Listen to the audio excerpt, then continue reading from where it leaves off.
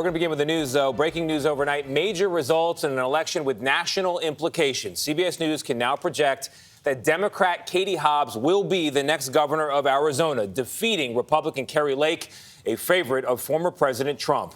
It'll be the first time that Arizona has had a Democratic governor and 2 Democratic senators since January of 1951. Christina Ruffini is following all of it for us from Arizona. Christina, major results here. Good morning. Good morning, Tony. Well, Lake had said she would accept the results of the election if, in her words, voting was fair, honest, and transparent.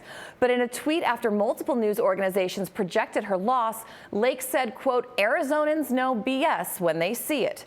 As the vote count continued throughout the week, Lake complained, without evidence, that Arizona officials had botched and slow-rolled the results, an accusation the Republican elections chief in Maricopa County called offensive. Now, Lake needed a strong showing with late-counted ballots in highly populated counties like Maricopa, but the numbers favored Hobbs. Now, under Arizona law, a recount is triggered when a candidate loses by half a percentage point or less. At this point, it looks like Lake will not meet that threshold.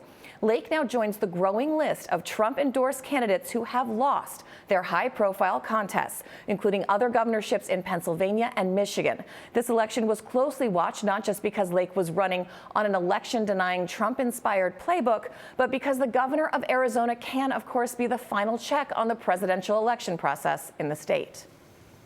All right, and Christina, you're in California, in fact, not Arizona. You moved on to where they are still counting ballots there in some key House races. What's the latest? Still counting. Yeah, the outcome of the uncalled races here are going to help decide this election. At this hour, CBS News is projecting the GOP is only 2 seats away from taking control of the House. Democrats are at 211 seats to Republicans 216.